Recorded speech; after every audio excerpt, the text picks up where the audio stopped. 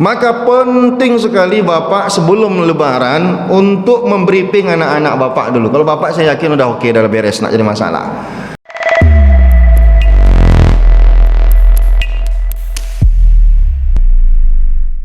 Di hari lebaran kita ini Ramadan ini banyak dapat pahala, habisnya di hari lebaran ini. Habisnya hari raya pertama udah habis semua itu.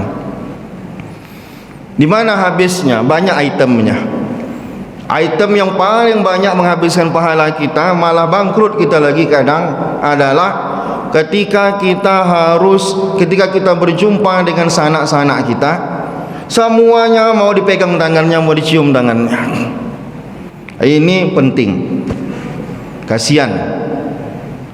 Ini karena budaya kita memang rumit untuk menghindari ini, tapi korban pahala kita habis, dosa yang banyak di hari lebaran itu.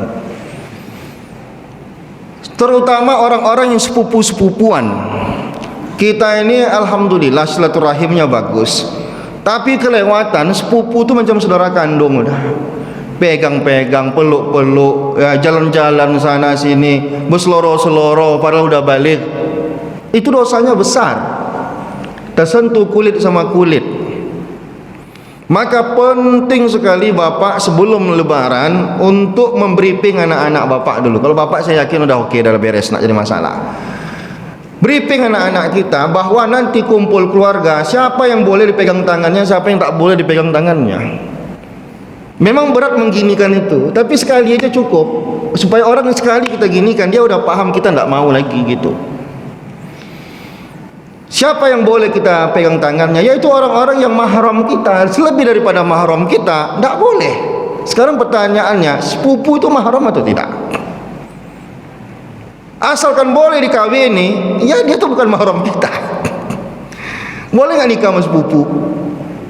Boleh lah, tak boleh pula. Yang tak boleh nikah itu mak, nenek, yang anak, cucu dan seterusnya ke bawah. Yang tak boleh dinikah yang mahram itu siapa? Kakak kandung. Ini pun mahramnya mahram selama-lamanya ya, bukan mahram untuk sementara waktu. Ada juga mahram sementara waktu. Siapa? Adik ipar, kakak ipar. Itu mahram juga, cuman sementara waktu sifatnya. Tak boleh juga kita pegang tangannya. Tapi yang mahram-mahram tadi, nenek, emak, kakak kandung, bibi kandung, keponakan kandung, itulah batasnya. Itu paling jauh itu.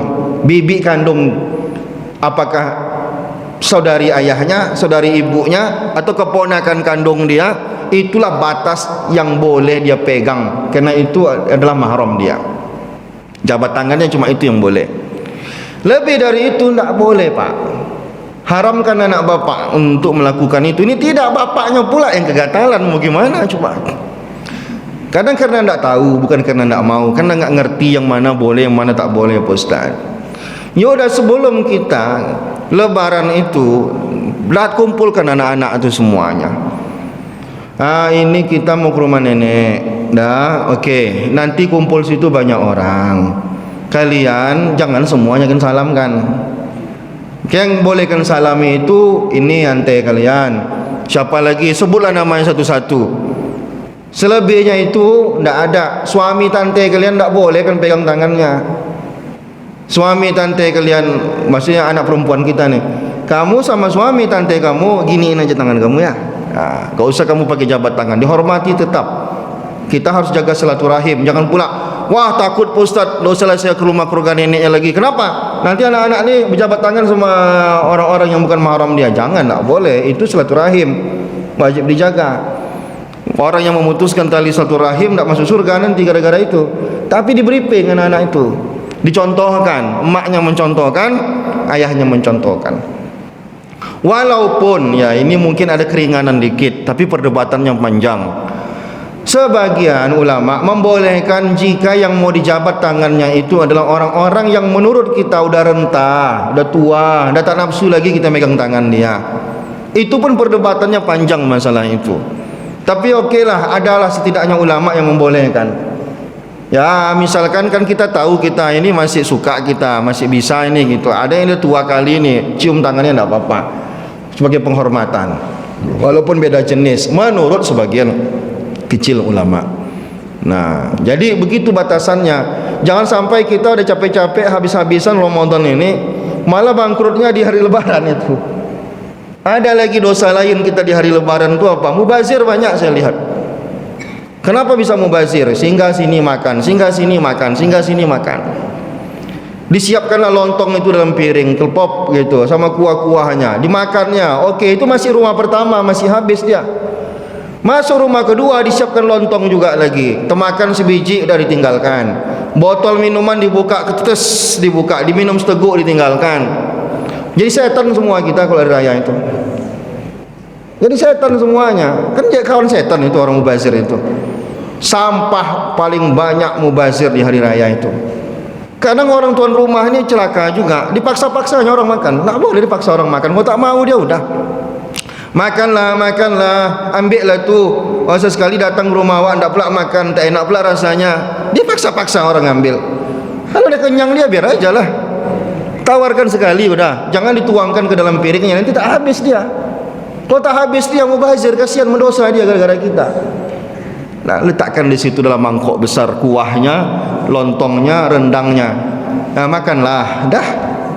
Nah, tahu siapa dipaksa-paksa dia ngambil, alah makanlah, dituangkan pula, temakan sebiji ditinggalkan, jadi sampah mubazir.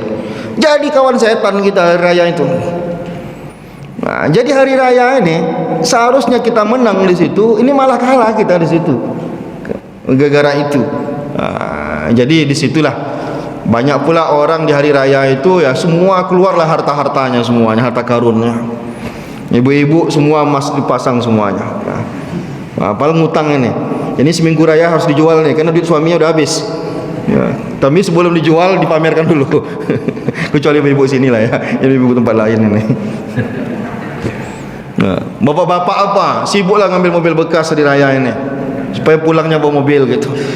Nah, tidak usahlah begitu kali, hidup sederhana saja gitu. Itu tampil apa adanya saja. Ya, jangan pula nanti menyusahkan diri hari raya ini ya. Begitulah kurang lebih. Jadi tolong diperhatikan. Bapak jangan selamatkan diri sendiri saja. Jaga anak-anak kita yang enggak ngerti apa-apa. Kalau tidak di briefing dia enggak ngerti. Saya selalu memprotes itu. Saya tengok sepanjang jalan itu memang dosa juga ya. Sepanjang jalan itu apa? Banyak anak-anak gadis di pagi-pagi hari nampak paha anak gratis kita. Paha anak gadis gratis sepanjang jalan itu. Dari mana itu dapatnya? Orang-orang ngantar anak gadisnya sekolah. Pakai jilbab, diangkatnya rok anak gadis itu karena duduk mengangkang di belakang sampai ke paha dia ngangkatnya. Tak pula pakai celana dalamnya. Tak pakai legging maksudnya. Tak pakai ada celana panjang gitu. Ya bapaknya slow aja, padahal anak itu udah berjilbab-jilbab. Sekolah berjilbab dia.